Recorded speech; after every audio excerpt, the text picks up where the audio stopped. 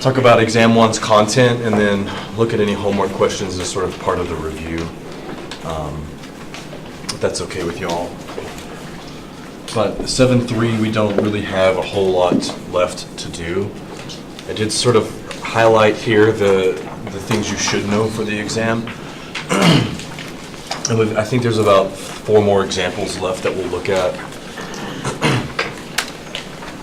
Okay, so we're asked to prove that the derivative of hyperbolic tangent is hyperbolic secant squared. And so if you might remember, there's a few ways to compute the derivative. One, we could use the definition, which would probably be really difficult here. Or 2, we could look at the hyperbolic tangent as the hyperbolic sine over hyperbolic cosine.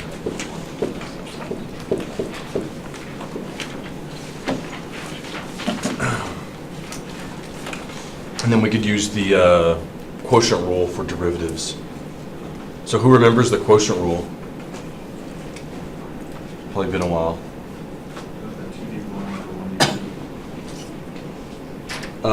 Yeah, something like that.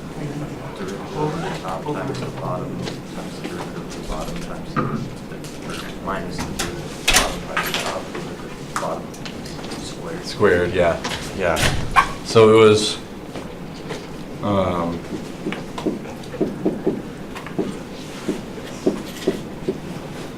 low d high minus high d low over low squared. Remember that? Okay, so bottom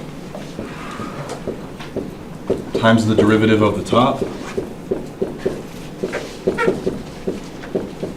minus the top times the derivative of the bottom all over the bottom squared.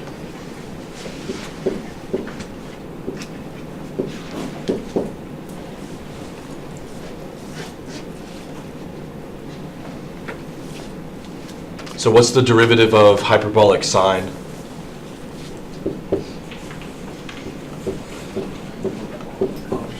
Yeah, hyperbolic cosine. Well, let me just condense that. Okay, minus sine, hyperbolic sine times the derivative of hyperbolic cosine, which is what? Squared. Yeah, hyperbolic sine again. So it's going to turn into a minus sinh squared x all over cos squared x.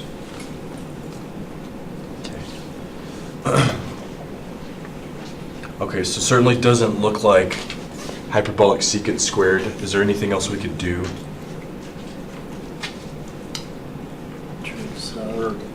Hyperbolic sine and change the top to a 1. Right, yeah. So remember, this is the fundamental identity for the hyperbolic trig functions, is that cos squared minus sinh squared is equal to 1. So we'll rewrite that as 1 all over cos squared. And then hopefully from there we see that that's the same thing as hyperbolic's secant squared. So 1 over cos squared secant squared. So once you've established a few of those reciprocal identities, the other formulas on the list that we didn't put in red, they really sort of follow from those sine, hyperbolic sine and hyperbolic cosine.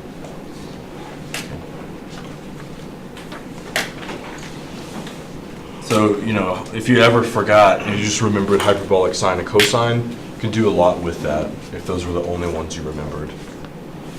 Any questions on this? All right. Okay, so we've got what, 1, 2, 3. So why don't you all work on these 3 examples? We'll talk about those then conclude 7.3. Does anyone not have the handout for this? Okay. So I'll write those problems on the board so we can, maybe I can fit them in on this page. I don't know if they'll still be able to see it. Can y'all see that? I can write them down. It's pretty small. Yes, I can.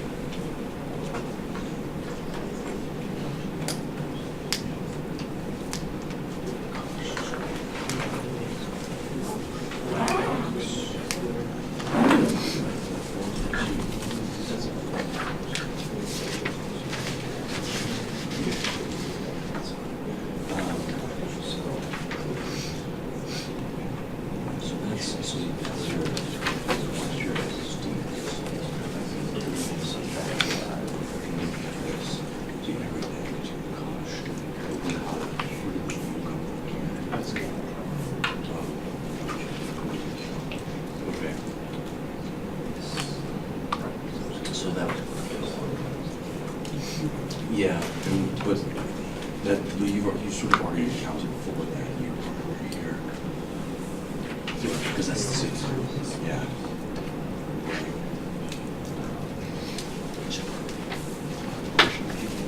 Yeah.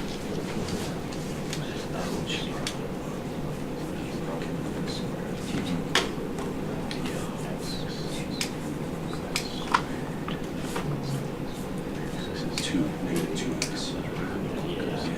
Yeah, right.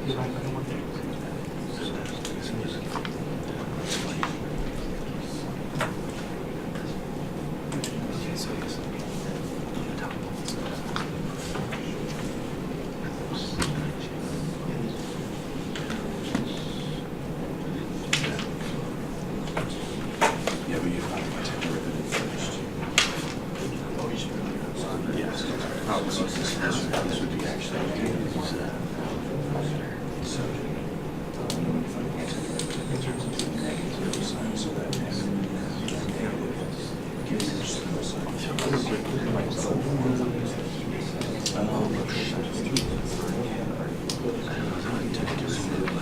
this would be actually.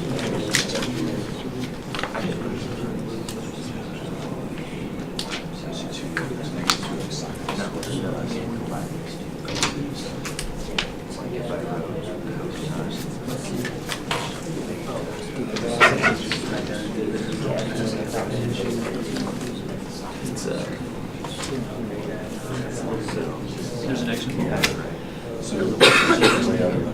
Yeah, so this is just the same. Oh, I see. I knew what you said.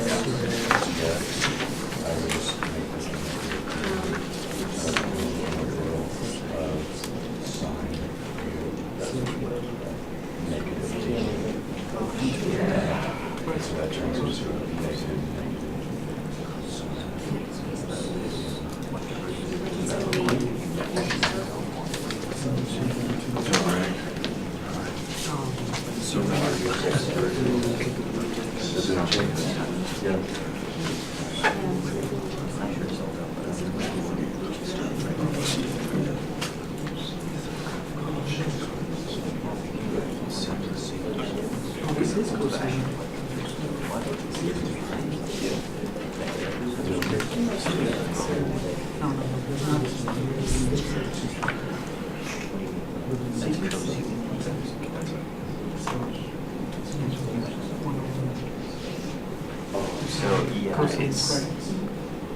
So this, you would do this. Yeah, it's.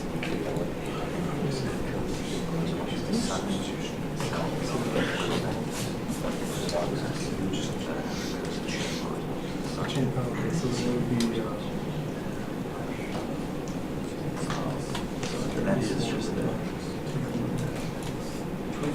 Yeah, and I forget it's headed like that's cinch.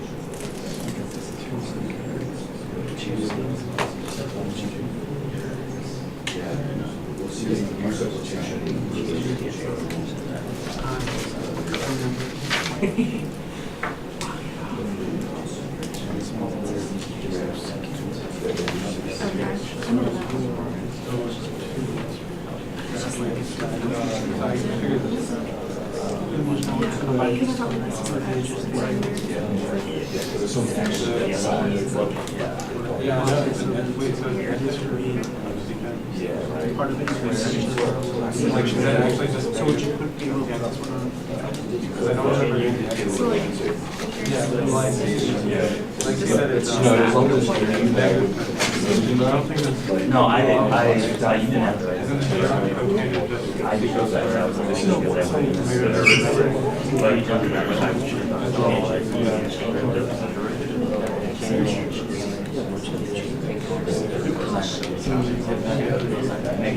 Is it actually? So then, yeah, I'll just try to.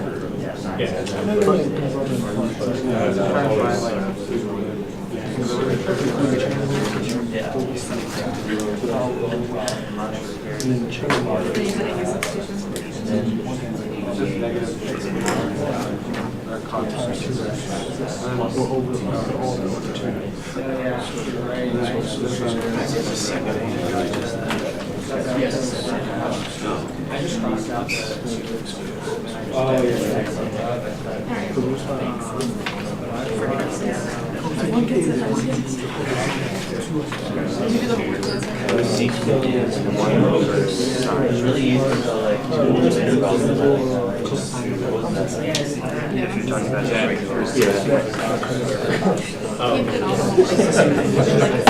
people who made everything related to trigonometry and equations. Have you guys stung the trees yet? No. You get to it, they were like, you guys. I think it's like 10 bucks.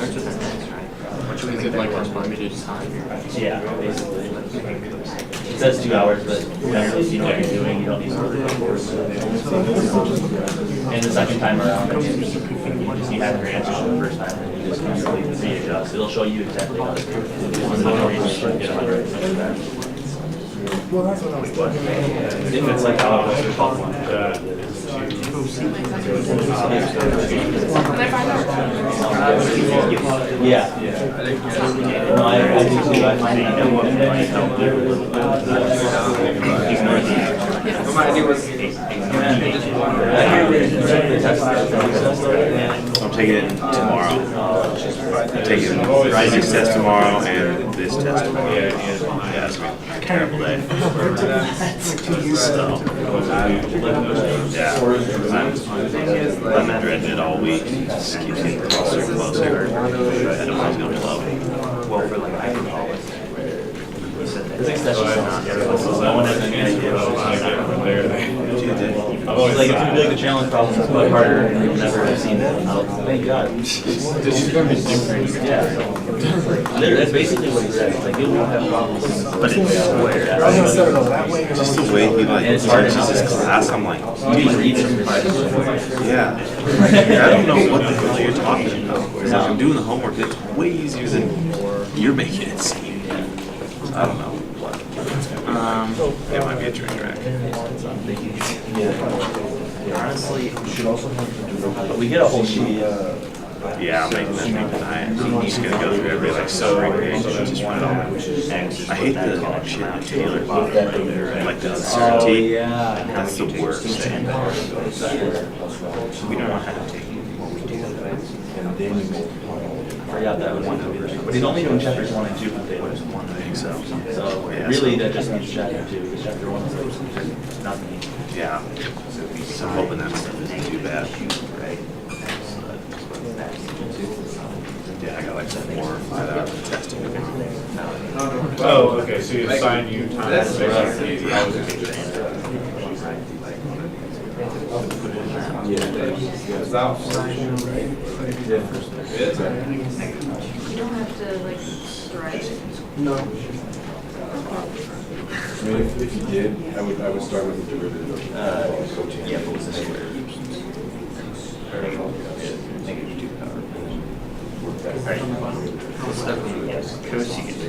Yeah, you also said he was gonna make us drive. Yeah, where? Said there was probably gonna be 1 or 2 like that, where we have to like derive one of the equations. We spent like an hour and a half that one day trying to prove the, Cosine? yeah, the law of cosine. Yeah, he did that one, and then the other day he just did the vector one. Yeah. They were both had a week. Yeah, I'm just like, dude, I don't think it's been proven. Yeah, I know. Let me use Just, it. yeah, I'm just gonna assume that it's right. Yeah. No. I didn't have the notebook. I'm trying to remember.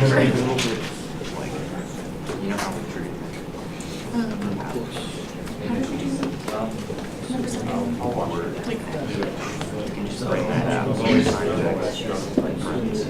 So we would divide into.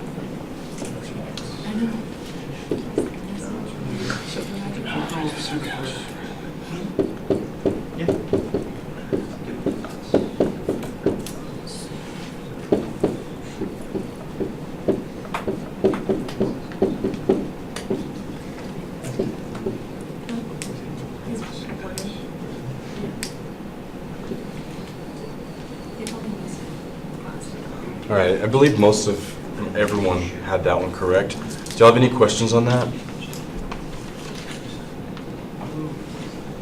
We do look at processes of integration that involve finding derivatives as well. So if you're a little shaky on derivatives still, it's probably a good time to revisit those. All right. And number 6 was just from the formula. We know that the derivative of hyperbolic cotangent is negative, so I'll just write this out. We know that the derivative of hyperbolic cotangent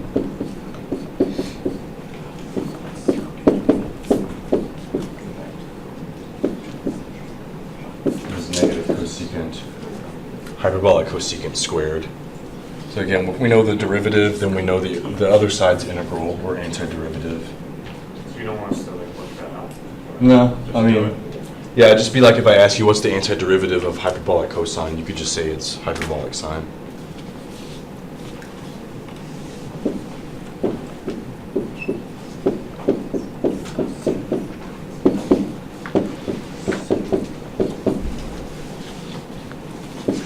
Okay, so then the negative is just moved over.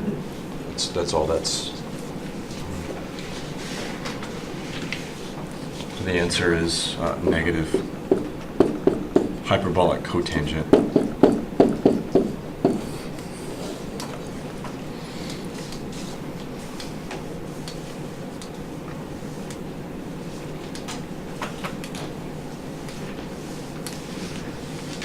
Do y'all need more time for number 7, or did you get that one?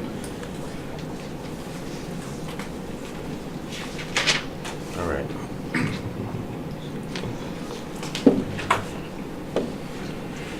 So this is a u substitution, x squared plus 4.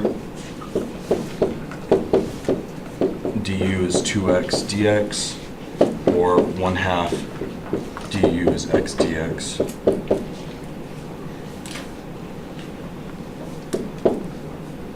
So our x, our dx, is 1/2 du.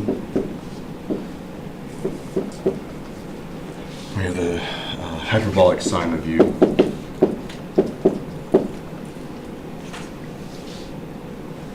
So it's just 1/2 hyperbolic cosine of u plus c. And then we'll resub.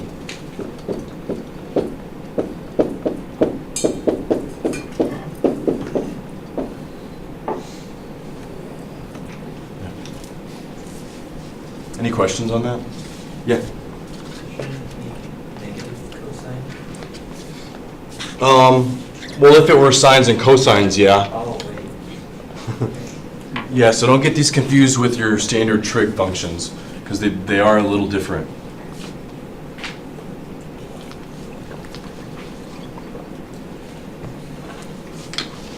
Yeah, any other questions on either of those?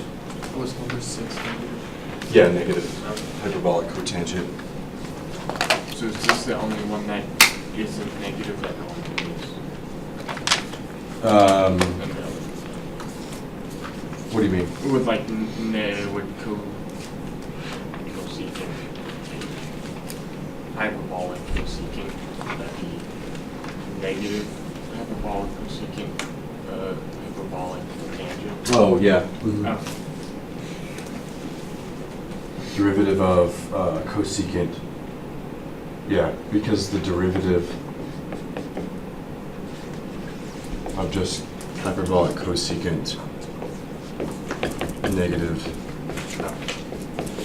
cotangent, whatever. Yep. So that one would be -2. Okay. There is one other one I want to mention from your homework. Are we all good on these? Okay. So just one more from your homework.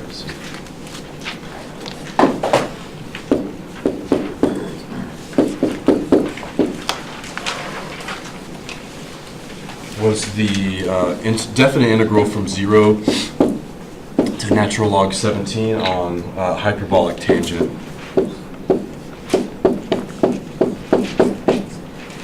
Dx. I mean, we really have the capacity to talk about this, but if you think about just the standard trig functions, we have the antiderivatives for sine, cosine. And that's it, right? We don't know what the antiderivative of tangent is. At least you might have talked about it. Or antiderivative of secant, antiderivative of cosecant, right? It was just the standard 2 main trig functions or hyperbolic trig functions. So how would we think about finding the antiderivative of hyperbolic tangent or tangent if we were in the circular setting? Right. So if we think about it as sine over cosine or hyperbolic sine over hyperbolic cosine, how does that help us?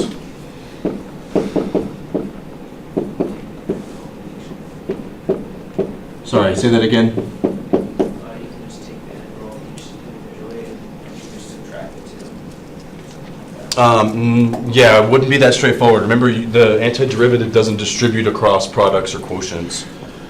So we couldn't just take the antiderivative of each. Since natural log, the derivative of the natural log of like x is x prime over x. This is in the same format except sign is a negative, so you just put a negative on the inside and outside. Right. Yeah. And then it's just cosine, or in this case, hyperbolic cosine over its derivative, so it just becomes natural log. Right. So sometimes people call it if your antiderivative is in logarithmic form, and it's quite common to see stuff that's in log form, but logarithmic form is a more expedient way to do a u substitution. So if I let u equal to hyperbolic cosine,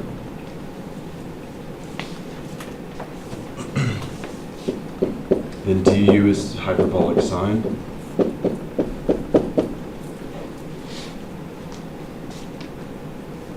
And then so what that does for us is it gives us the antiderivative of 1 over u with respect to u.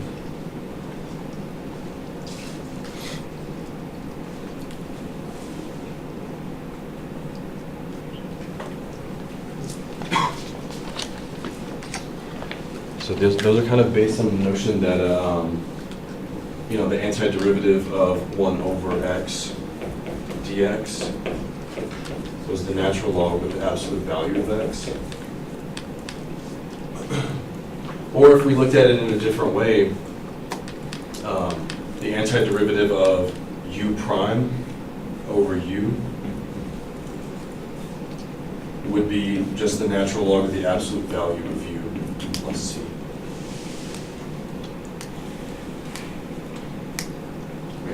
Because if we think about the derivative with respect to x of the natural log of some function of x, we'll call it u, right? We take 1 over the argument and then multiply by the derivative of the argument. So since the derivative of the natural log is u prime over u, if we integrate u prime over u, then we get back to the natural log. And its absolute value is not just to sort of reconcile the domains. Everything but 0 is included in the antiderivative. Everything but 0 is included when we take the absolute value of the argument for the natural log. So this, this is a very common form that if you can recognize that, you don't have to do u substitution, du is this. You can just go straight into the logarithmic form of that. So this ends up being natural log of the absolute value of u. Well, since we're doing a definite integral, we'll just say our constant's 0. Which is the natural log, the absolute value of hyperbolic cosine, evaluated from 0 to ln 17.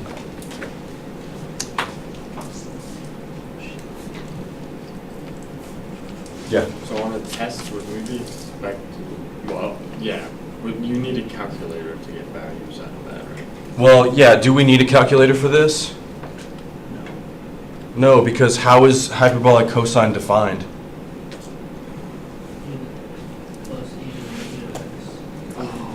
Yeah. Hyperbolic cosine is really an exponential function, base e, right? So that's another part I wanted to remind you about when you have to evaluate this. If it says give an approximation, then, you know, just type it out. But if it says give an exact value, you're going to have to use this.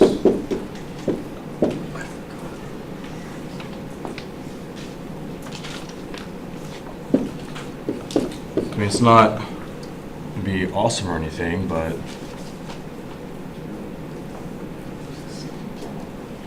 hyperbolic cosine is positive, so we don't need the absolute value. We plug in ln 17 minus natural log hyperbolic cosine of 0. And then so we're going to change both of those to our exponential.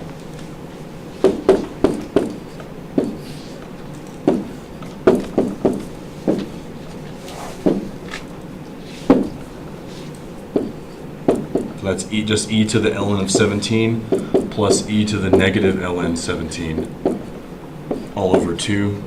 And that's e to the 0 plus e to the negative 0 all over 2. And that way we can get an exact value from that.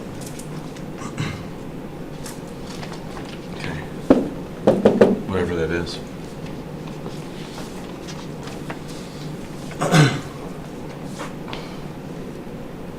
Eventually in chapter 8, after this exam, we start talking about trig integrals, and then we revisit what is the integral of tangent, what's the integral of cotangent, secant, and cosecant. And all of them involve a u substitution, but we do revisit those. All right, I think that's all I wanted to mention. Does anyone have any questions from 7.3?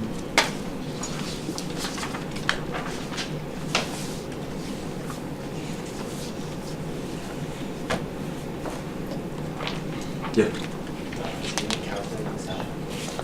Yeah.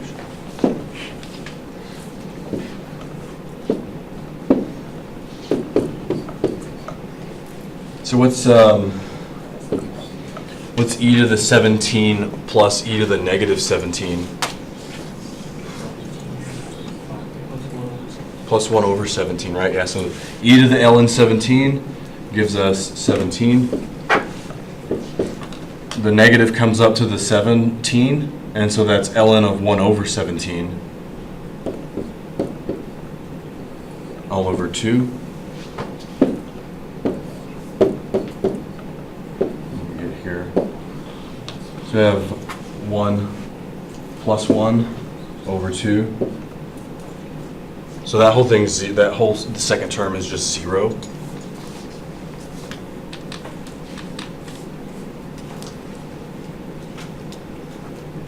Whatever this is.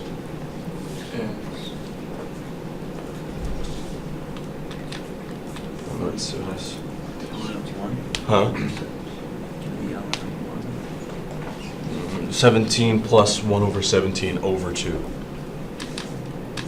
Should be 1. Oh, no. It's 35. 35/4. And then minus 1, so it's 35. Oh, okay. Well, let's get the fraction itself. So it's 294, 290. 298. It's 145 over 17. What's 17's? That's your base, yeah, half, so the 290 to 34, which reduced is 145. Yeah. Yeah. So you just gotta, 17 is 17 squared over 17 plus 1, and then multiply the top by 2. So what, 140, what was it? 149 over 17. 149 over 17. Over 5. No, 145 over 17. 145 over 17. 145 over 17.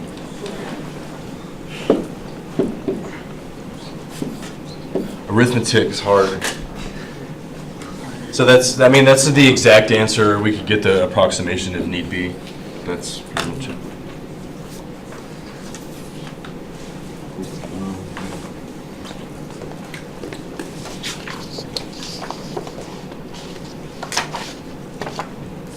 Anyone have any other questions on 7.3?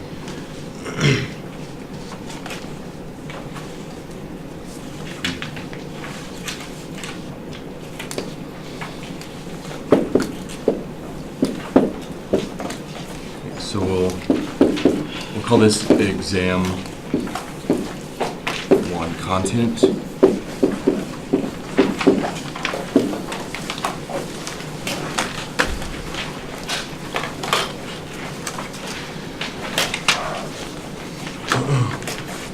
So I'll just write the number of questions, circle that, and then say what the topic is. I have one question for displacement and distance traveled.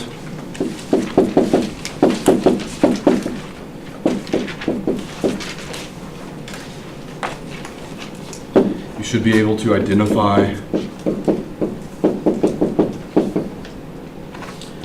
when the object is moving left, right, up, or down.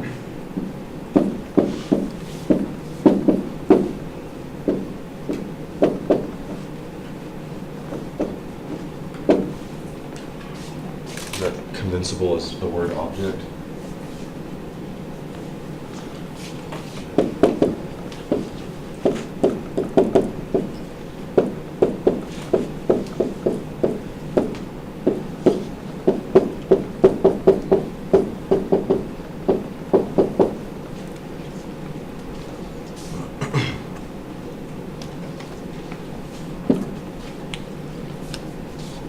Okay. So how do we determine when an object was moving up, down, or left, right? What do we look at? The what? The sign on the what function? On the velocity function, right.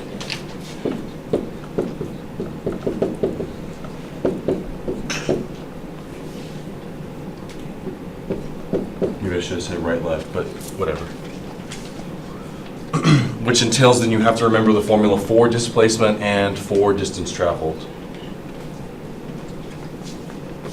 So what's the formula for displacement?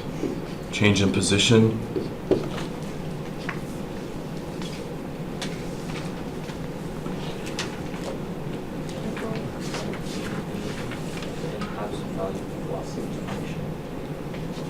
Okay, absolute value of velocity.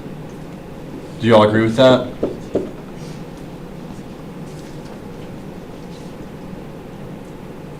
think that would be for distance traveled. Yeah.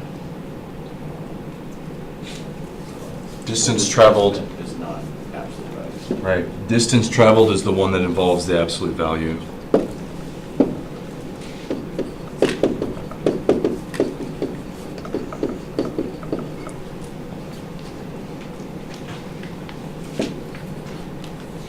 Displacement was the net area on the velocity function.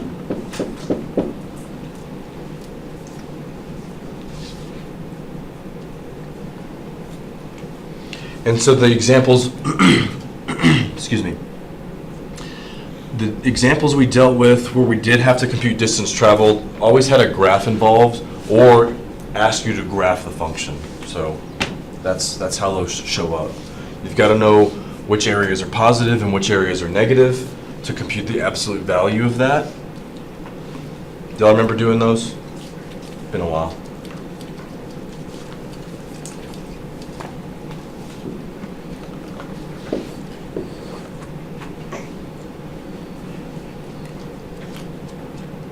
I don't know, let's say that was our graph. Remember, to compute the net area was just this area, positive, this area, minus this area, right? For the net area.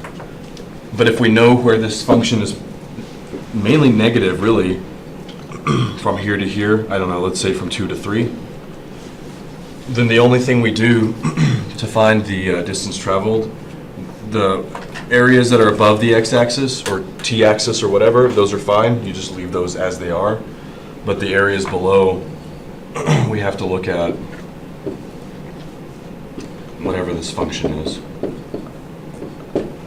We have to put that negative in front of it because without the negative in front of it, it'll come out as a negative area. We just want to add that area instead of subtracting it. So look over the notes. We did a few of those. There's a few in your homework too.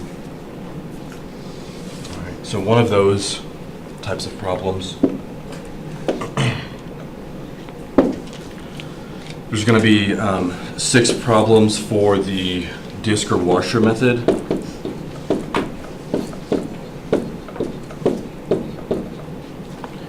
And shell method.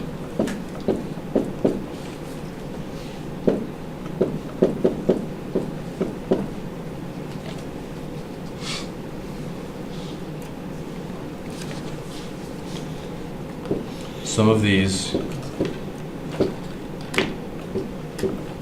are asking you just to set it up.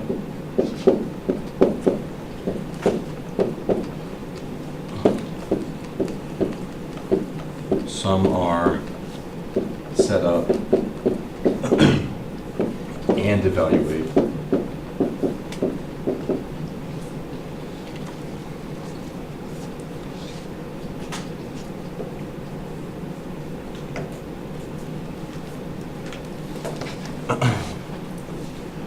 So I'll also mention that graphs will be provided.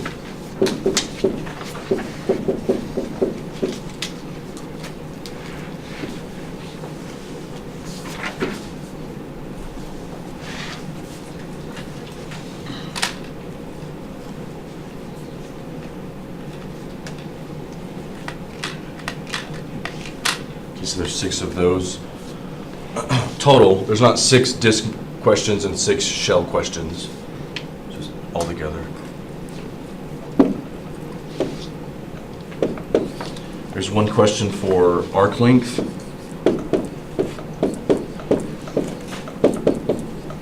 This one's a setup only.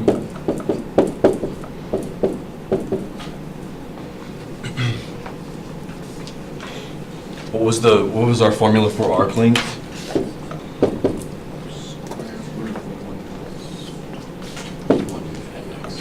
One plus, yeah, f prime squared. What else? Missing some stuff. Times. Do we have our f of x here with, or do we have that with something else? Yeah, it's for surface area because it was 2 pi r times the length. So this, yeah, integral from somewhere to somewhere.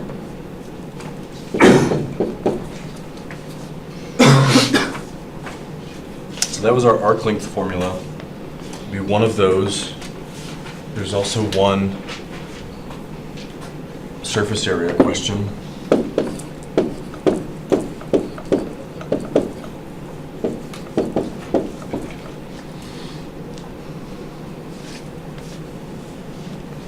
So that's the one where we have the additional function in there. of x times 1 plus f prime squared.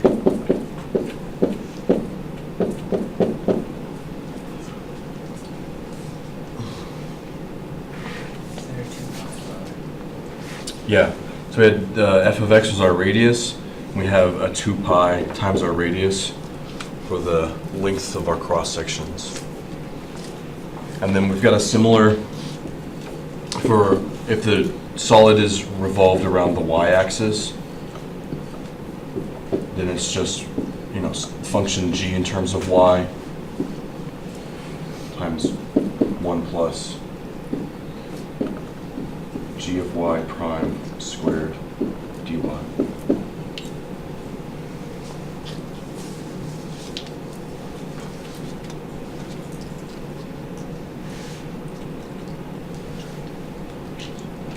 Is that one you set up over two? Oh yeah, that'll be set up. I don't have a note here next to it, so that could be set up and evaluate on that one. Okay, one of those, one problem where you're given a density function, rho of x. I'm going to find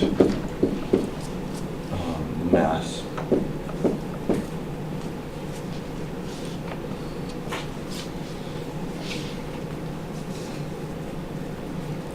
Yeah. How do we find mass? What was it? I don't know who said that. Volume area or volume times density. Yeah, so, yeah, right. Density times volume or length or area, whatever. We summed all of that up.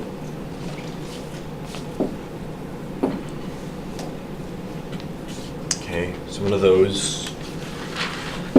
One question with work on a spring.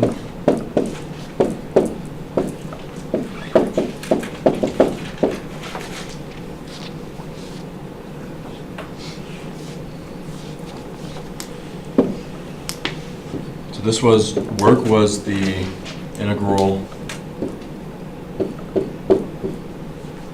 of force times distance. But here with a spring, it's the integral. And usually it equated to finding that force function in a lot of these. But the force function with springs, we use Hooke's law, so it'll be one of those types of problems.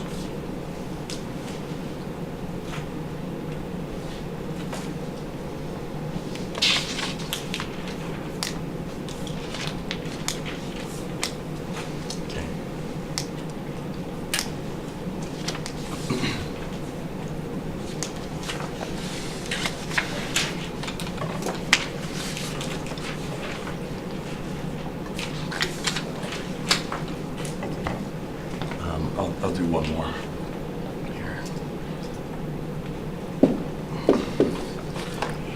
Here's one question. We have to find work. This is one of those lifting pump type problems.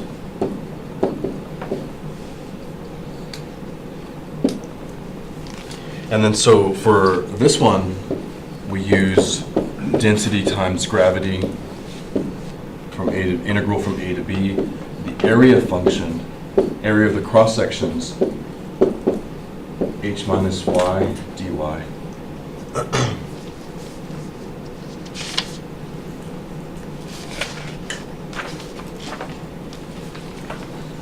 So remember here with this, the a of y function. Well, I'll say this first. Area of cross section.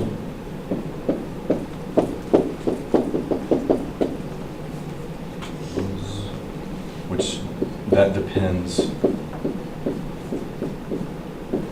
on the, I guess we'll call it a tank. Depends on the shape of the tank.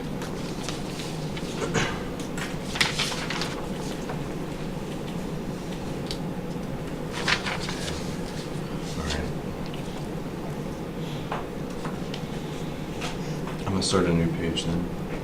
Just get into it. One question with calculating force.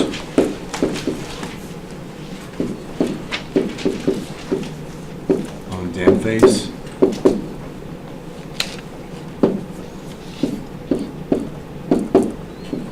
That was density times gravity, integral from A to B. The width function times h minus y. Again, it's a similar thing here. W of y is the width of cross sections, which again depend on the container.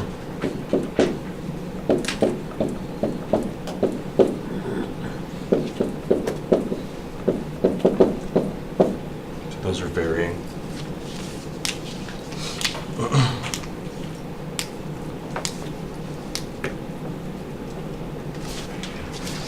There's going to be one question regarding the derivative of one of the hyperbolic trig functions.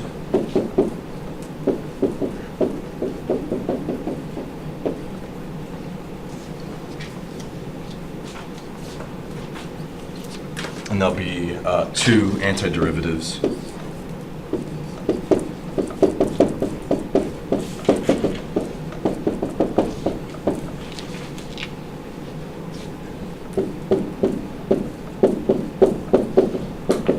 Hyperbolic trig functions. And again, you should see your notes from 7.3 or the notes that I post online as far as what you're responsible for. We box those in red. Is that like finding them or just Well, I guess both.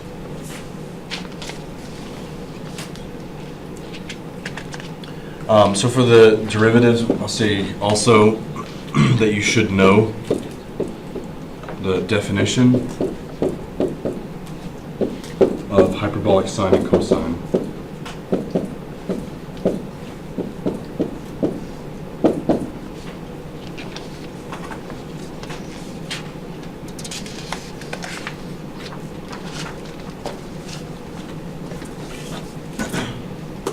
So that'll be the content of our first exam.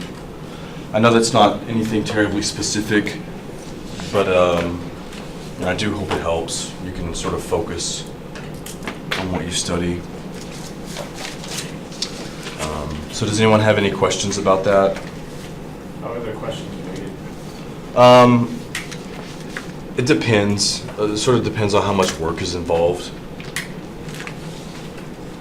So like the shorter ones where it says, like if I ask you, what's the definition of the hyperbolic sine, and it's e to the x, whatever, that's probably like a point or two. But the work problem, probably, like 12 points. So it just really depends on the question. But they are all weighted differently. Not every question is equivalent. All right, I think we'll take a break and then we'll talk about any homework questions or specifics that you want to talk about.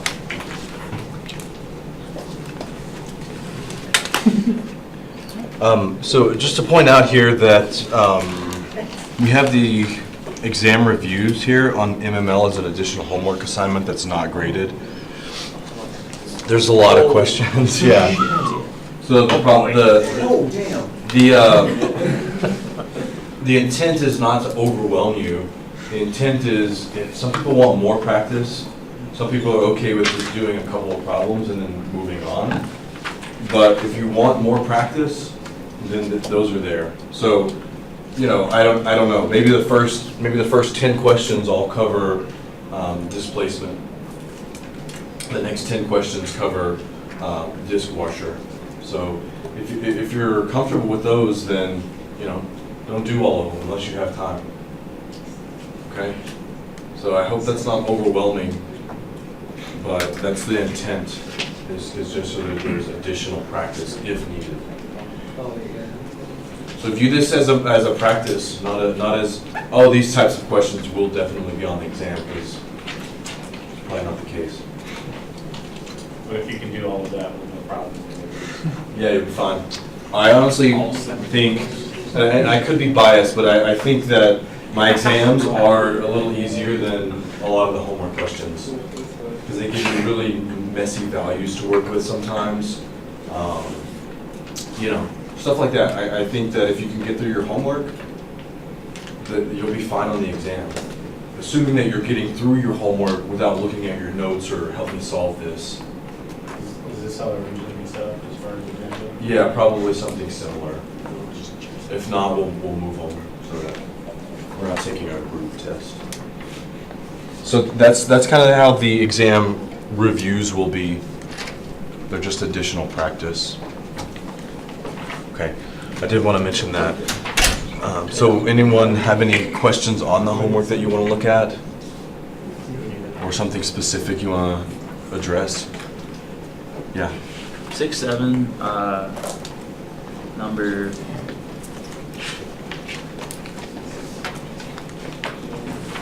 Number 10.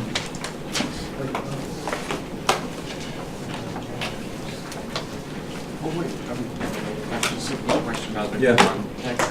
What's on the test? There's no questions on the method where you have like a shape and then you have stuff coming up out of it. It's just rotating stuff. Yeah, what do you mean, just like stuff coming out of Just the general slicing method when they were like. Oh, right, no, yeah. Circles. Right, no, there's not a question from the general slicing method where we like derive the volume for a sphere, and then the other one we had like a circle whose cross sections were like equilateral triangles. Yeah. There's not a question like that on the exam. No. Nope. Yeah, I mean we have to have time to do everything. So.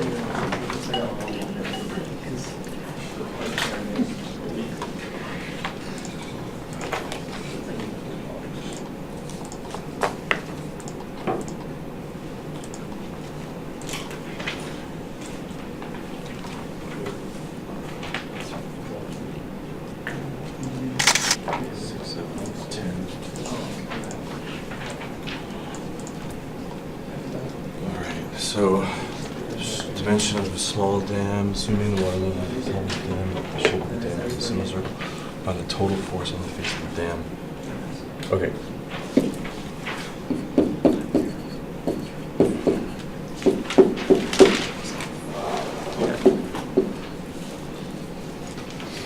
All right, so yeah, that's a good problem. One of them like that on the exam for sure. So would y'all rather just talk about it, or would you rather try this and then talk about it?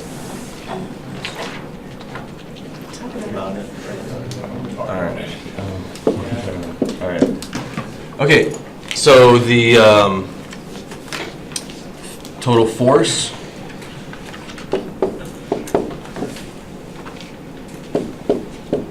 Remember the formula? Which one is this? Were we looking for the area or the width? Width. The width for force. Width function, height minus y, dy. So it matters how you set this up. Remember, with our the most recent problem we talked about as far as setting something up was the force on a pool that had a viewing window. So it matters how you set this up as far as how you carry on with the computations throughout the problem. It doesn't really matter how you set it up as far as like how you want to orient it or where you want to orient it. So, you know, when I look at that, I think, okay, well, I have two options, right? I can say, let me look at the setting where ooh.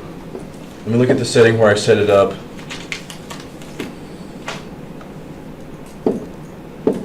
Let's see if this thing works. Maybe I'll rotate it. How does it do? Oh, it does that. That's a bummer.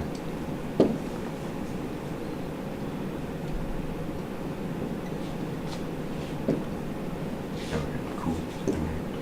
So we could either set that up in that manner. I guess there's a few ways.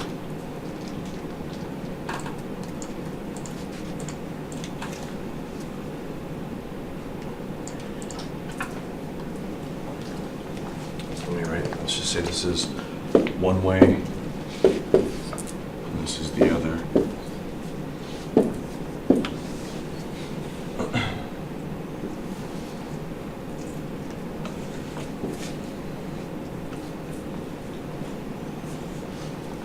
I mean, I think either one of those would be where we default.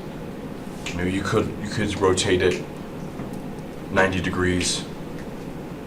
Clockwise or counterclockwise, but either way, one of these is probably where you're going to start. So notice which one of these would be easier to work with. 2, because that's a circle with its center at the origin.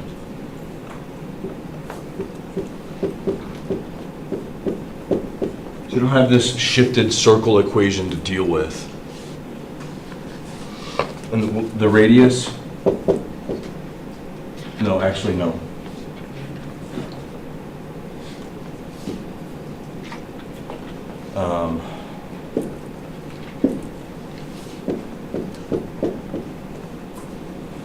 Okay.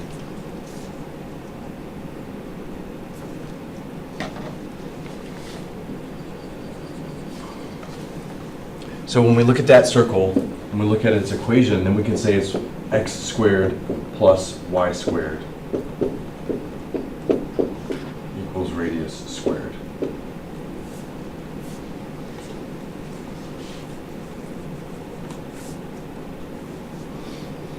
If we were to orient it or set it up as as figure 1 would indicate, what's the equation for figure 1 if we set it up that way?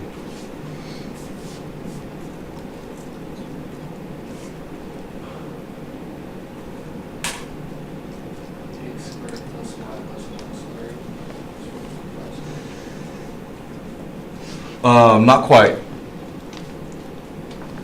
Our center is where? 0, 4.5. Radius, still the same. So what's the equation for a circle? X squared plus y minus 4.5 Yeah. squared.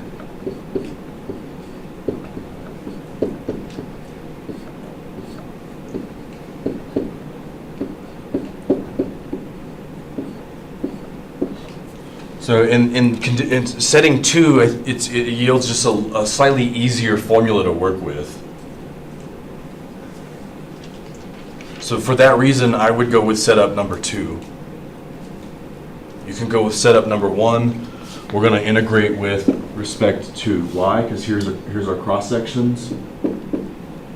So we need everything in terms of y. In other words, either setting you go for, you got to solve for x.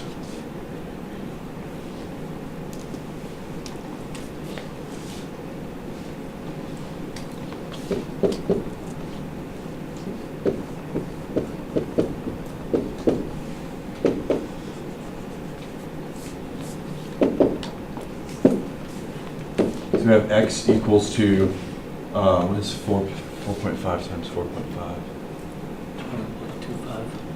20.25. So we'll just write that. 20.25 minus y squared. And we're going to take the positive and negative square root of that.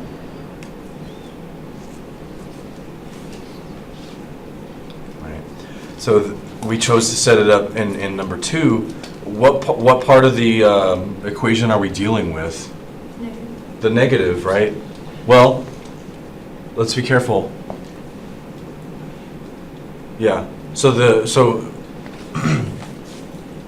the x values are negative over here, right? So if we said negative, if we said x was the negative root, then we would mean where the x values are negative. We would mean that part of the circle, right? Just undo that. Yeah, does that make sense? Where the x values are negative, and where the x values are positive,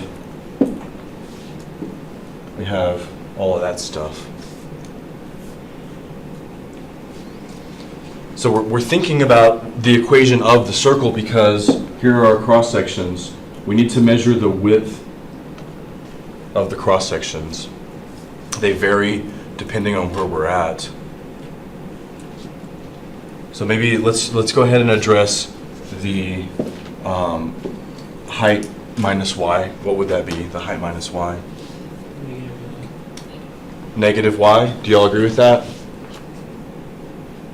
So we're measuring the height of this cross section.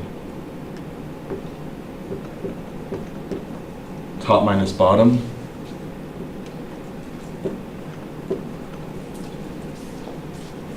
Okay, so we have that as negative y. Then what's the width of each cross section?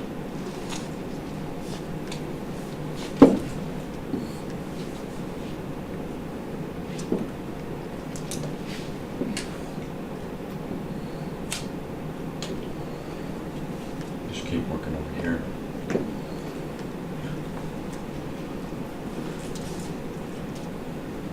Maybe 2 times either the positive or the negative square root of 20.25 square. Right. Yeah. So if we're just trying to measure the width function,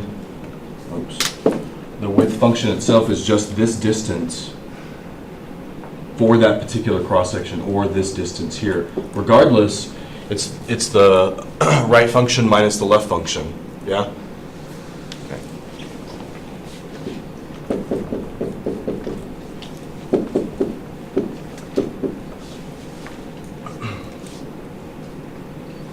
So we have the right function, the right part of that lower half of the circle would be what?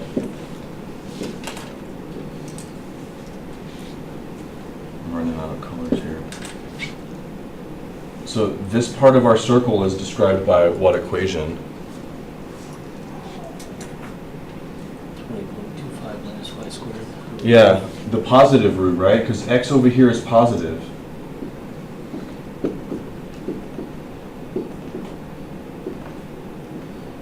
Okay, and this part of the circle is described by what? Negative 20.25. The negative root, because x is negative over here.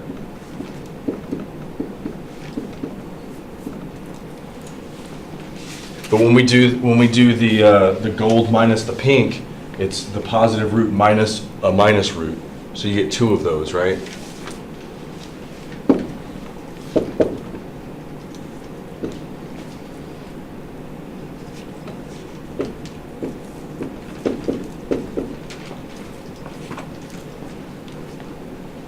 So I'll circle what we're after. We're after this, and we're after this. So maybe it's more explicit to say that the h minus y function is just minus y. I don't want to label that per se as just h, because then we might say it's minus y minus y. So just, yeah, how would we label that so it's not confusing? Well, let's just say it's h minus y, so we can fit it into our formula. H minus y is 0 minus y, which is minus y. I think that's a little better.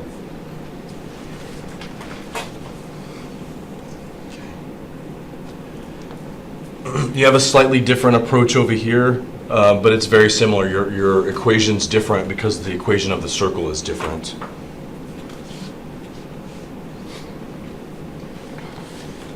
what's the, if we went over with this situation, what's our h minus y in this situation?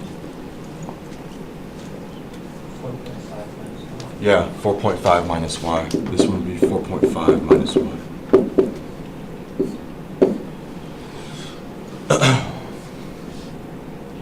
Okay, so now we'll chunk that in for the force, density times gravity, integral of our width function.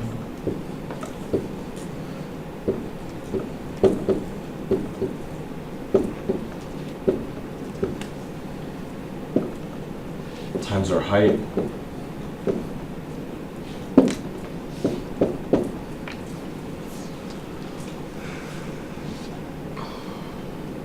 And then our bounds are what? Negative 4.5 to 0, because all of our cross sections start here. Oops. Start at the bottom, negative 4.5, all the way up to a y value of 0.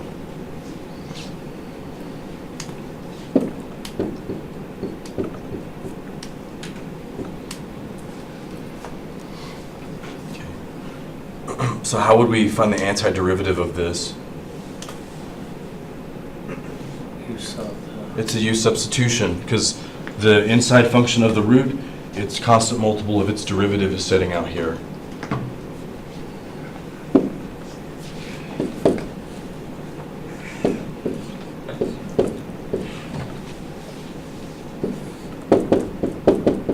So we're going to look at it like this. Oops, we already took care of that negative. It's just y times that root.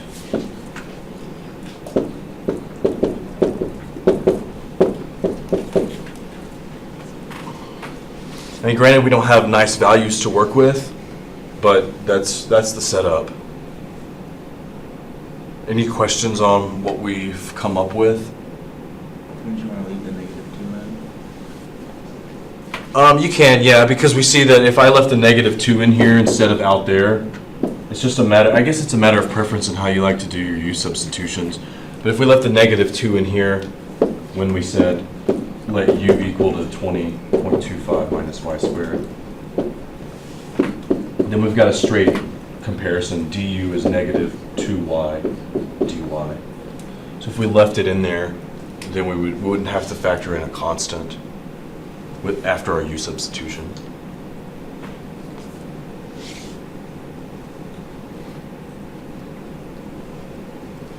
And again, I think with something like this, with all u substitutions, I personally feel that it's easier to work with the integral in terms of u and the bounds in terms of u. But if you like to resubstitute, you can use negative 4.5 to 0 as your bounds. It doesn't matter. It's all the same result. So any other questions about that?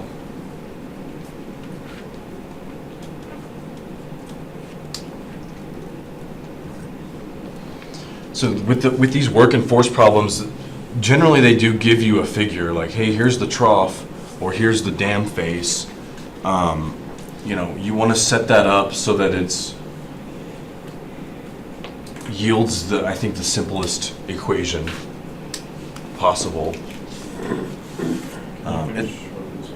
Yeah, and it's not that, you know, it's not that method 1 here or figure 1. It's not that that's not doable. It's the same techniques involved. It's just a little bit more involved.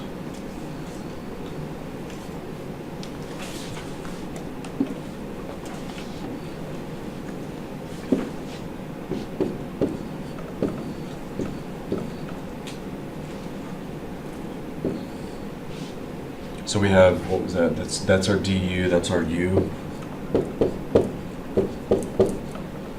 So now we've got to reconcile the bounds. If if y is negative 4.5, then what is u? 0.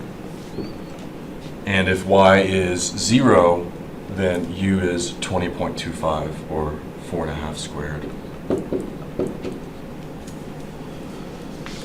So we see that in terms of u, we see that should come out positive, right? Everything's positive there. So what do we have? 9,800. 3/2, 2/3. 2/3 u to the 3/2, evaluated from 0 to 20.25. And so I would look at it like this.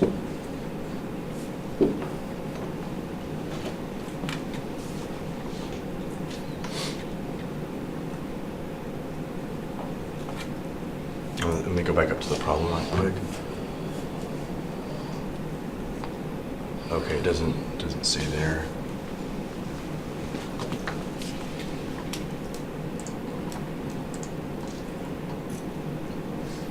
Okay, so they're gonna kind of parse this up, choose the width function, this one.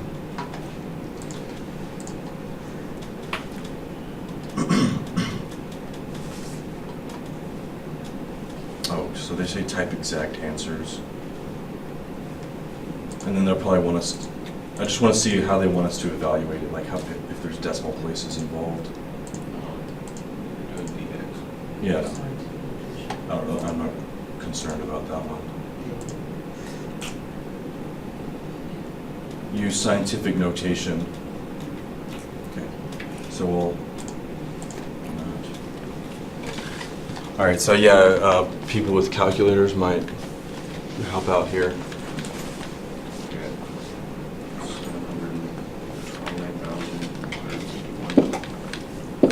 So again, 729,000. 151. Oops. 0.85. 9. All right, can anyone else verify that?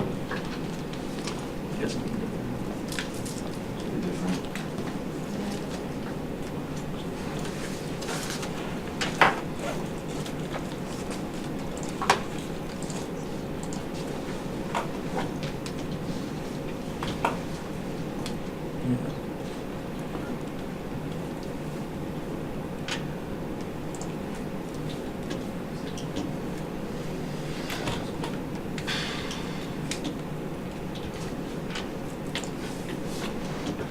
Was it 0? It'd be easy. The upper bound was 20.25 minus 0 times that right there.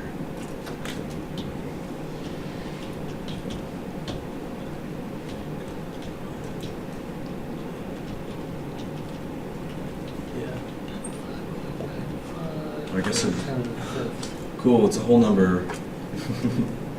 Yeah. What are y'all coming up with? The one you got. Yeah. This one? Yep, 5.595 times 10. 0.69. What? No, whole number. Like whole Another number. Oh, the whole 50. number, okay. Another Wait, 50, five, yeah. five. Okay. Yeah. 595,350.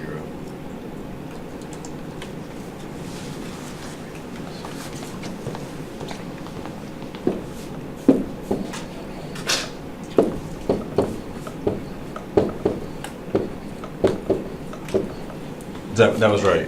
Yeah. Yeah. Okay. What are our units?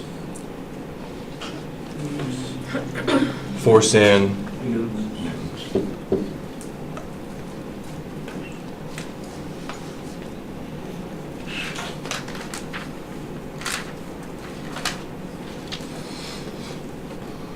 You know, I think it's fine to go from here to here. No, I wouldn't necessarily need to see you write that out.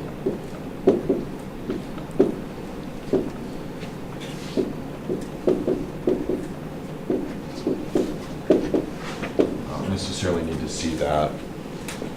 I assume everyone is familiar with the fundamental theorem at this point, so, you know. Yeah, does that make sense? Yeah. Would you be marked down on a test if you didn't put the units? Yeah, I think so.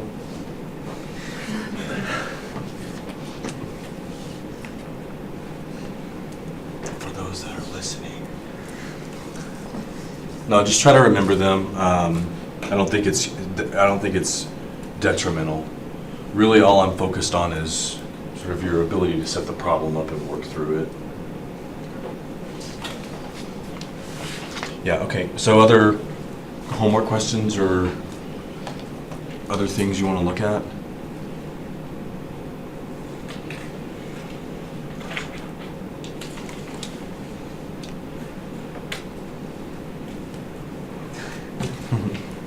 All right. You have any examples for us that you? I don't know. I mean, I brought the book just in case, but I just don't really know where to start. Like, should we start with volume or? We got 40 minutes. When you're rotating around something that isn't in axis, where do you put the numbers to change it? So whether you're talking about the disc or the washer method or shell method. They're different. Yeah, just the washer and shell are different methods. Oh, yeah. Yeah. So you just mean either or? Yeah. Okay.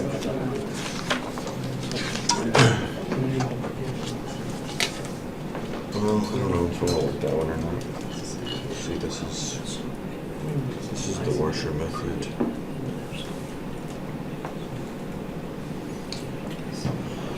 Y equals 2, y equals -1. Okay, so right there.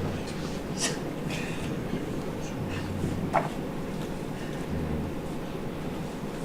it would be good.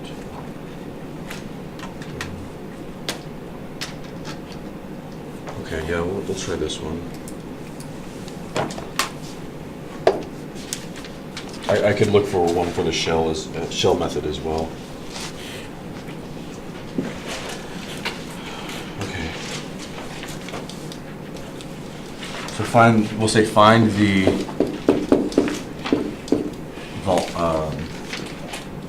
volume of the solid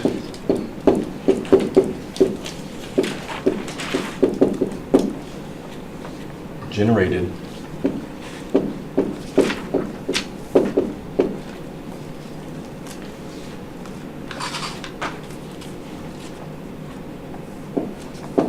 by f of x equals to the square root of x plus 1 and g of x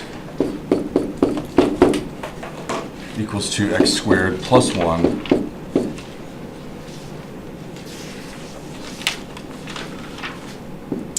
revolved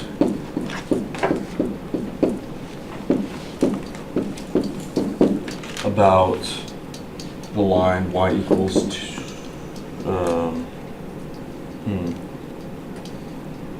y equals -1 on the interval 0 to 1.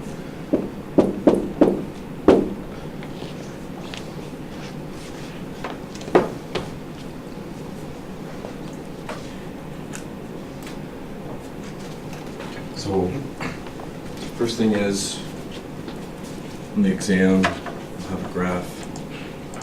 So we'll provide that.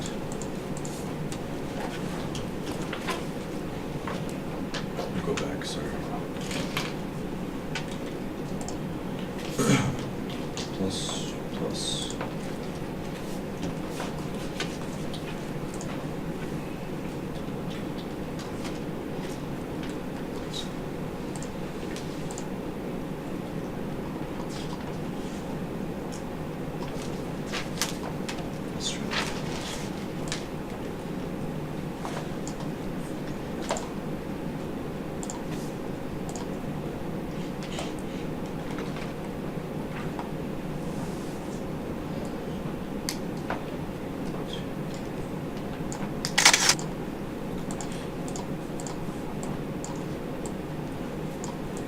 No, I mean, you may or may not have the tick marks on your graph. So you should make sure you know how to find points of intersection.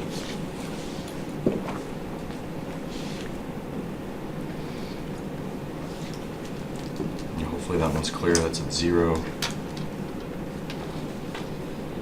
On the graph, why did you do x to the fifth plus 1? It was x to the 0.5. Oh. Yeah. Sorry, that's our square root graph shifted up 1 unit. Yeah. So, I don't know, let's maybe look at this point of intersection. That's, well, I guess that's an x value of 0. This one here we can find.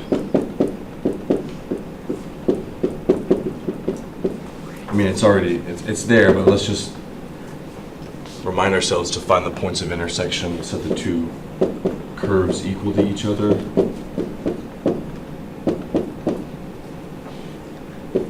Subtract 1, both sides.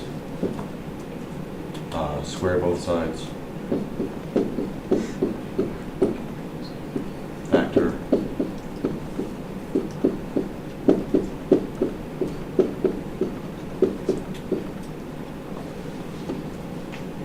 And then solve either x is 0 or x cubed equals 1, which means x is either 0 or 1. Okay, so cool, that is an x value of 1.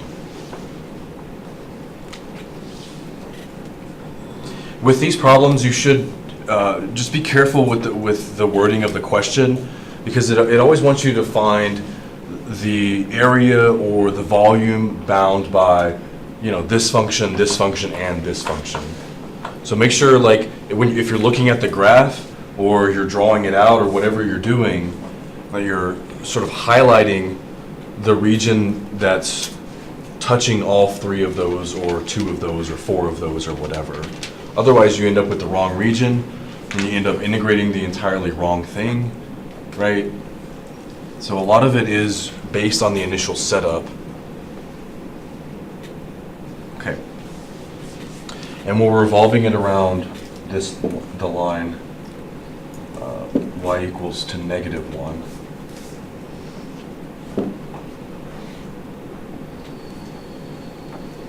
So that's our axis of revolution. Could you tell us on the test if you want us to use the disc washer shell method, or just leave it up to us?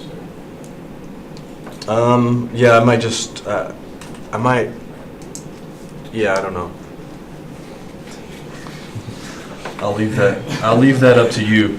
You should be able to determine, though, for sure which one would be easier by integrating with respect to x or y. Like if I try to integrate this with respect to x, then my rectangles need to run like this, right? If I say, well, I want to do this with respect to x, regardless of what method. If it says use this method, then use that method, right? If it doesn't say, then I'm free to choose. I say, well, I want to integrate this with respect to x because it's much easier. My slices or my rectangles have to be like that, and those are perpendicular to the axis of revolution, which means that if I want to integrate with respect to x, I have to use which method? The washer method, yeah, the disc washer. This is a washer here because there's space in between our function and the axis or region and the axis of revolution. If, for whatever reason you said, well, I would rather integrate this with respect to y. Now my rectangles are parallel to the axis of revolution, so I would be doing the shell method. But since we're revolving around this axis, and it doesn't say how to compute the volume, I think it's probably easier to think of. I mean, we could compute with y. There's really no change, right? Really, with these, once you have the region established, you might look at it and say, well, if I integrate this with respect to x, my cross sections are like this. Do the functions ever flip-flop, top minus bottom, or do the bounds ever change? Kind of like from 6.2. So then our cross section's perpendicular to the axis of revolution. That means we're going to do the washer method.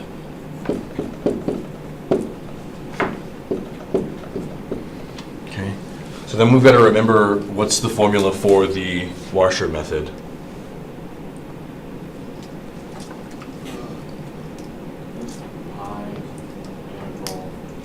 F of x squared. That's, yeah, for the easier one, right? That's for the disk. Oh, That would be like equivalent to saying the area of that circle, R or f of x, right? But this one is a slight modification of that. It's the big R squared plus. Yeah, that's where we had to count for the inner and the outer radius.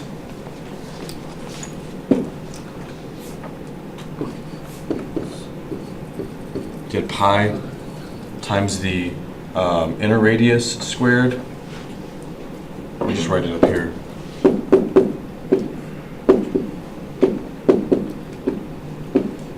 Like that.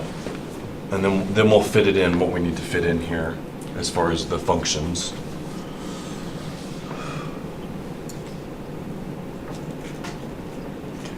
So remember, the outer radius is always the function that's furthest from the axis of revolution. So here's our, what do we have? Let's do blue. Here we have this function to here. That's capital R. And how do we measure that distance? Top minus bottom, right? That top function is the square root of x plus 1. That's the square root of x plus 1 top minus the bottom.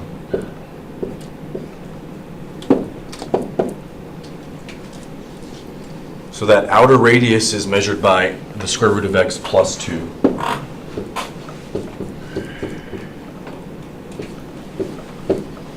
Is everybody okay with that?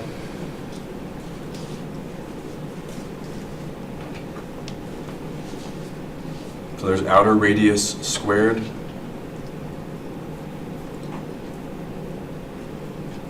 Any questions, or is that all right?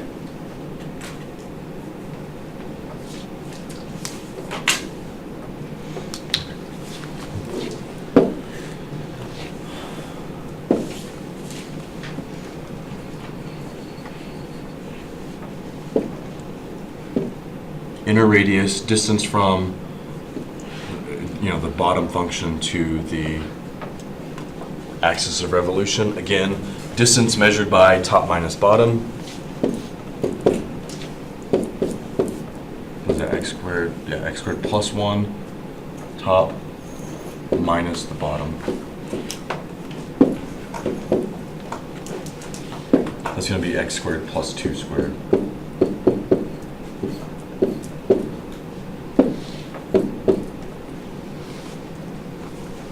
Outer radius squared plus your inner radius squared.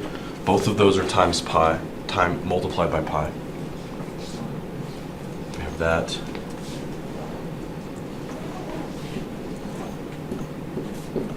Dx. Yeah. Isn't it minus? Oh yeah, minus. Yep, thank you. Okay. And our bounds we found, our intersection in terms of x, were from 0 to 1.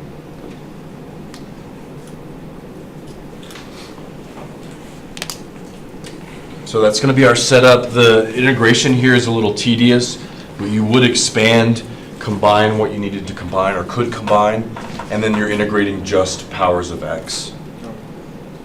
So the change is always going to be within squared, like the plus 1 in this case, because it's around -1, is within Yes. x squared and it always. Right. Yep, because once we start revolving around different axes, we still have to measure the distance from the function to the axis of revolution, so that, plus 5 or minus 1 or whatever will always be squared, because that is part of the larger and the smaller radius. Okay, and then if that wasn't like -1, if it was like 5 or something, Uh-huh. it would be 5 minus the equation. Right. Yep. Yep. So if our line was above the region, then we're still measuring the radii like this, so it's still top minus bottom. In that sense, the top function would be the line 5. The bottom functions would be, the root or the square. Yep. Okay. Yeah, so I think, well, I'll just stop there, but you just expand, and it's just powers of x's involved with that antiderivative. Why is it square root x plus 2? So that was from the outer radius, the function to the axis of revolution.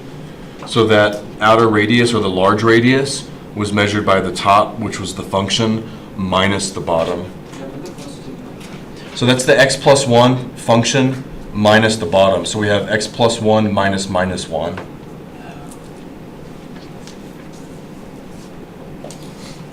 Yeah, any other questions about that?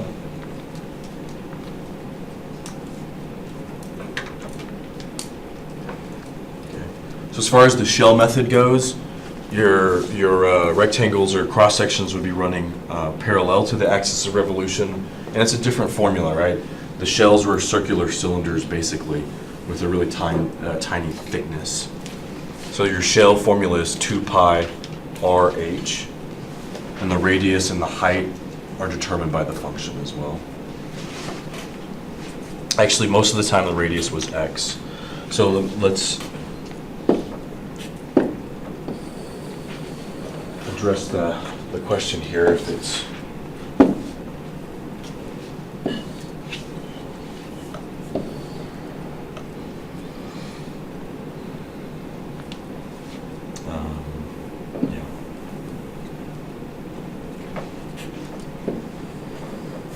so let's say that's F.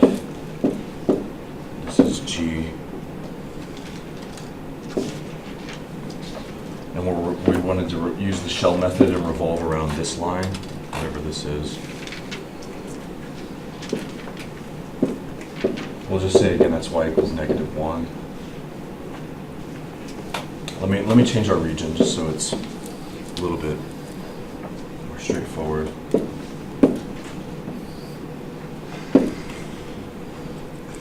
There's F and G. Our shells are parallel to the axis of revolution.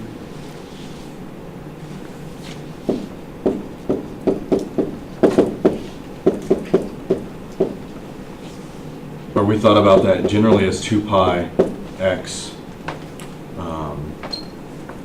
don't know, f of x, or 2 pi y, f of y, something like that. Very specific one. Okay, so if we revolve this region around this axis, then the distance from here, from each cross section, but from here to here, that's our radius, right? Because this thing is getting rotated like this, so it's kind of like that. I don't know, whatever. It's like a circular, it's like a shell that's looking like this, right? So there's our radius. So what is the radius? Is what? Some value of x. Yeah, some value of y, right? So that we would just call that y. But we're measuring that distance again. We have to do the top. Minus the -1. Yeah. So that's y minus the -1. So our radius for each one of our cross sections is always just that y coordinate plus 1.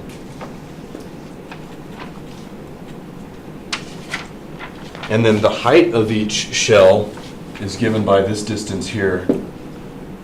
So we'll just focus on that shell right there. That's the height. That's the right minus the left.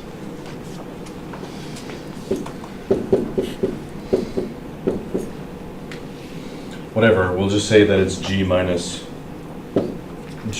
F in this case, because we didn't write anything specific.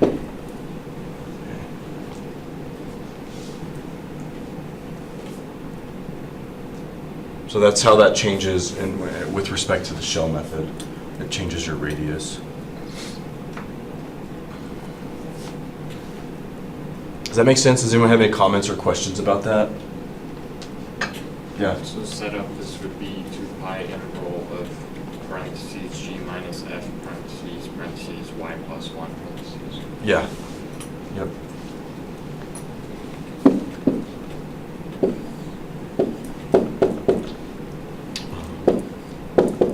pi r h. And whatever our bounds were given, but say that's C, and we'll say that up here is D. I know that wasn't specific, but that's the basic idea.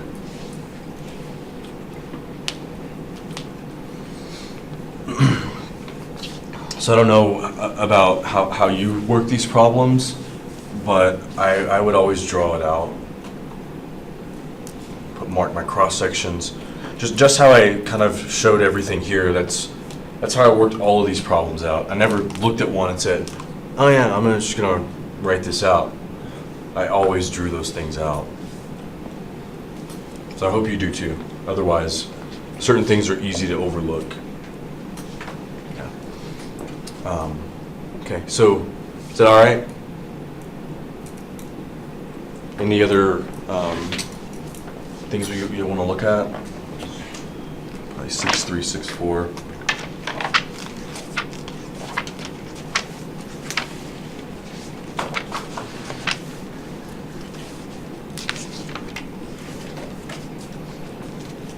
And I usually avoid just picking problems, because then people will be like, oh, well, that wasn't like the exam question at all. Is that meant to mislead us? And I'm not supposed to work questions similar to the exam. So I usually just let you direct as to what you want to talk about. I mean, and when it boils down to it, do you ever feel fully prepared for an exam? I know I never did. It's like, all right, well, this is what I got. Let's go. So yeah. I mean, if you have a specific thing or a specific concept you want to look at, I can certainly try to find a problem. But whether that's similar or unlike the exam, I can't say. Go over some examples of 6.7. And 6.7, sure. Force. Yeah, force. And honestly, the word problems are a little bit more involved than the force problems, right? Because the word problems have us computing the area of cross sections, but I think they're very, very comparable.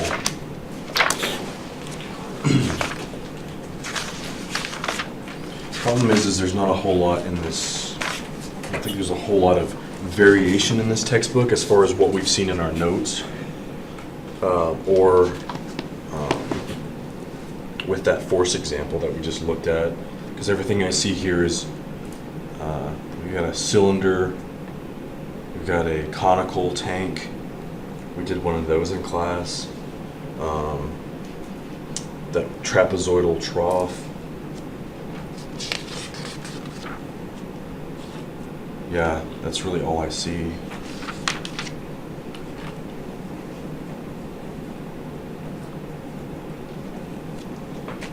I don't know. I mean, for the sake of redundancy, I suppose we could work one of these, but is that all right?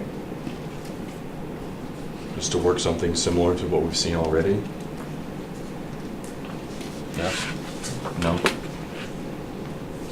Don't care? I think we care, we just don't know what to ask. We don't know. Yeah, You know? I just don't want to be too redundant in like the examples I work either, so. All right, well then here we've got this conical tank. Right, circular conical tank. Oh, that's supposed to be straight. Radius 1.5 meters and a height of 6 meters.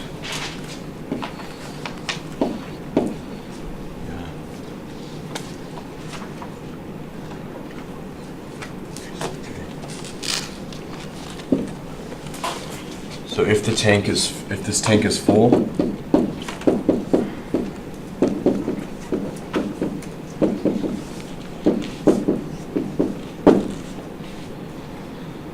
how much work is required?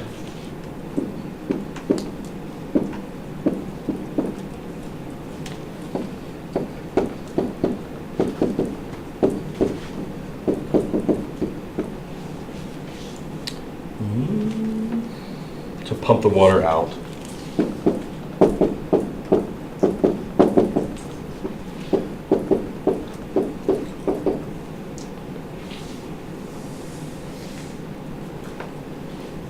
All of water. Oh man, that's a hefty book. Much work.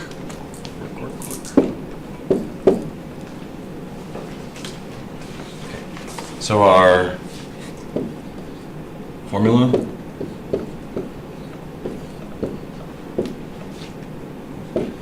involves the area, height function, and dy.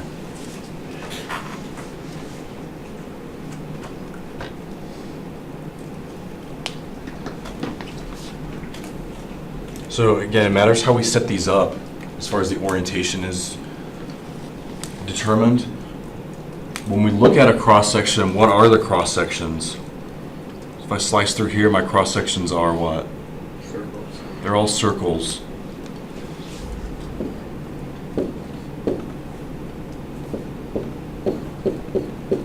So you usually want to write out the area of the general figure first, pi r squared. But you've got to note what varies here, you know, whether that's the length in that trough example that was shaped like a trapezoid. Here, the radius varies. So really we need the area function in terms of y is pi times whatever, some function of y squared. Because g of y will be our radius. Something in terms of y. What would h minus y be? Okay, 6 minus y, right? The height minus our cross section, 6 minus y. Let's do that here. Oops. So, you know, from the top to our cross section. I don't know what happened to that 6. Oh, there we go. Okay, so that's 6 minus y. So this is where we have to look at, well, how do I measure the radius of that circle? Or how do I measure the radius of this circle? That's when we have to set this up as more of a two-dimensional thing.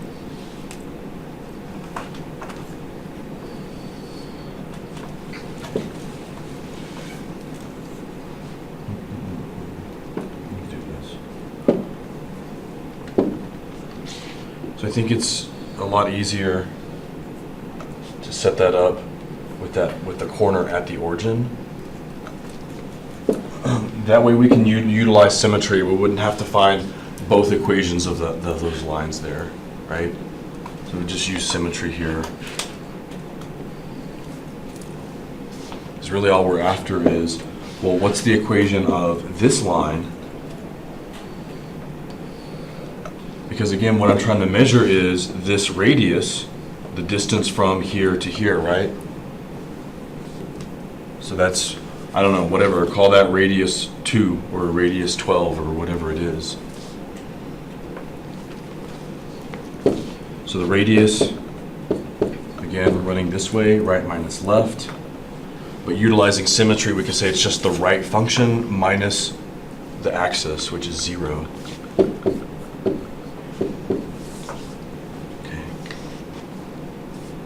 Of course, in terms of y, because we're integrating with respect to y.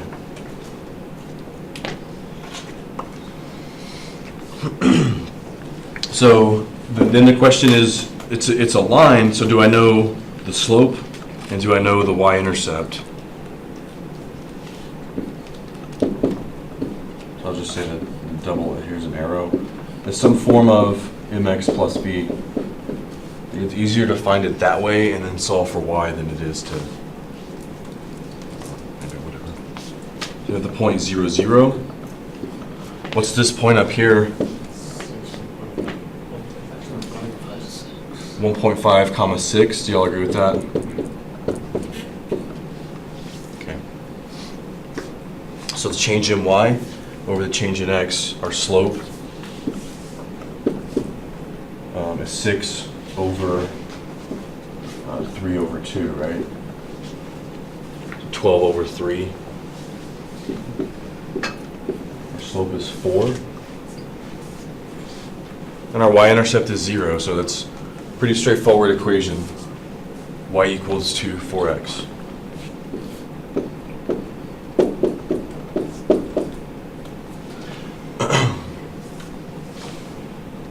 But we want it in terms of y, so we want x equals to 4y. Is everybody all right with where we're at? Are there any questions? Okay. Remember, your radius here for each cross-section, your radius is actually twice that. So don't forget to incorporate that 2 times your radius, or 2 times the right function, which we just found as 4x, or y over 4.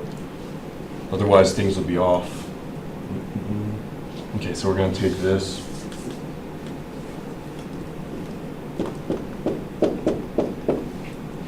And then we're going to plug this in for r.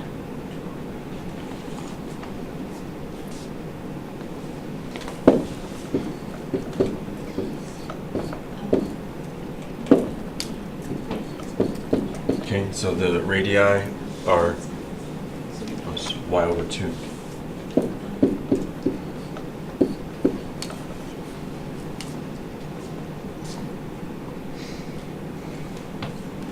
guess the part that kind of just tripped me up was that second half of it. From where to where? With the 2R and then, yeah. This piece right here? Yeah. For Yeah. some reason, I don't know why, I just kind of overlooked that part.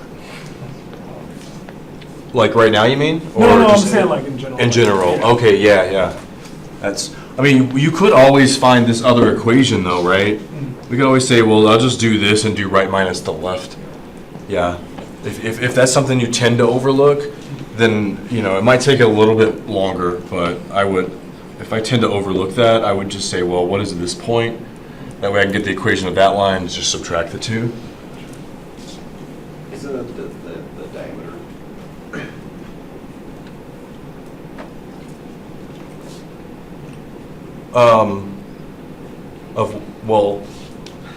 Yeah, so that's why we were looking at the radius though as 2 times r.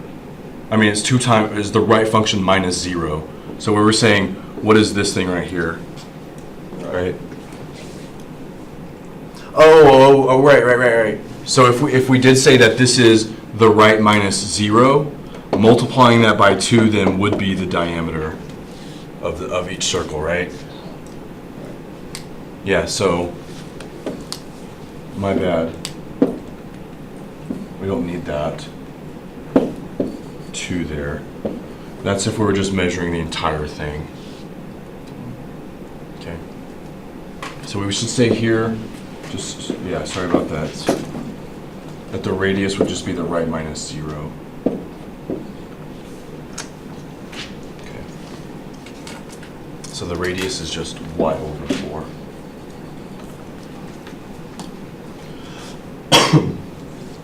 So what mistake did you make? Just when we're accounting for this radius here, we're looking at the radius for each cross section, but the radius is only half this. Oh, yeah. The diameter would be the full.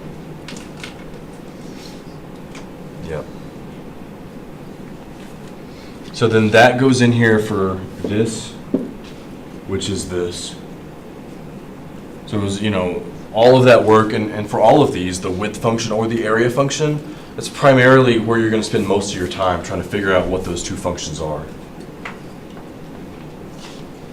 Okay, so that's we'll come back up here then.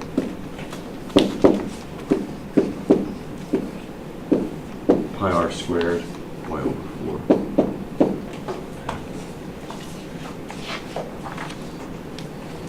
Then we'll just put what we have into our formula for work. Density, gravity, integral, area function, pi times y squared over 16. And our height was 6 minus y dy. And again, the way we set it up, we said, well, the apex is on at the origin, so then that means our bounds for this particular thing would range from 0 to 6. If you set it down where it's below the x-axis, then you would have a different equation of a line.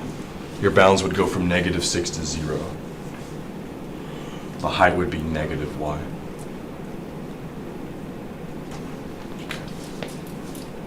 So that again is just powers of y.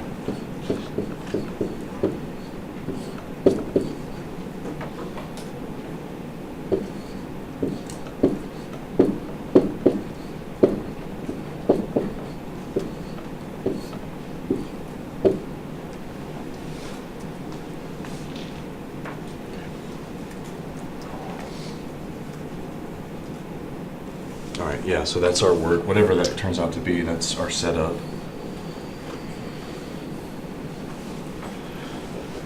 Excuse me. Any questions about that? Would it be okay to leave it, the setup as the one above that? Yeah, you can work with that one too.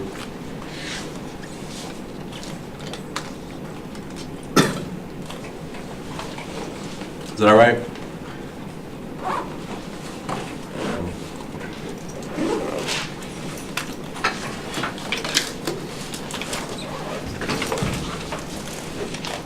Can we say anything else in 5 minutes?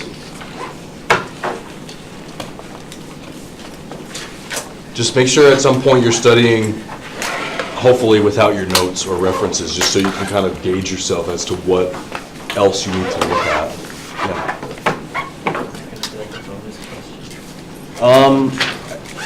No, I don't think I had an extra credit question this time. But usually the extra credit questions, we can max, at most, give you 5 points for them. And they're always harder. They're always like really hard. So sometimes I think it's like, it's not really worth it because they're so hard, but you only get like 5 points extra for it. And then people will try to like work the extra credit problem and leave other problems blank, like thinking that's gonna help them more. So I don't know, sometimes I do, sometimes I don't. Okay. Let me know if you have any questions or concerns that come up, just send me an email. I'll be on email like probably once on Saturday and Sunday as well.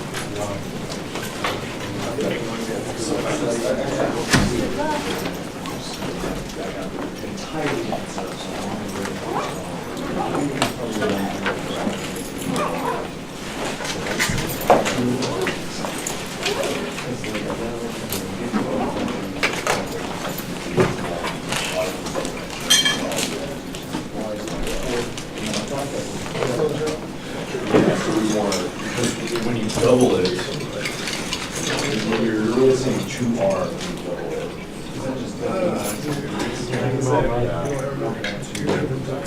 You have this thing right here. We only show you to look at this part of it. Right? So the radius of our circles here, let's just try to draw this circle. The radius of that circle is just from here to here. Yeah. So we're going to say it's this thing minus this thing. We're not measuring that range, right? Yeah. Something minus is gonna be y to the fourth over 4. third, so it's gonna be 2 y to the third, minus Yeah. 1/4 y to the third. 2y to the third. 2 y to the third minus 1/4 y to the fourth.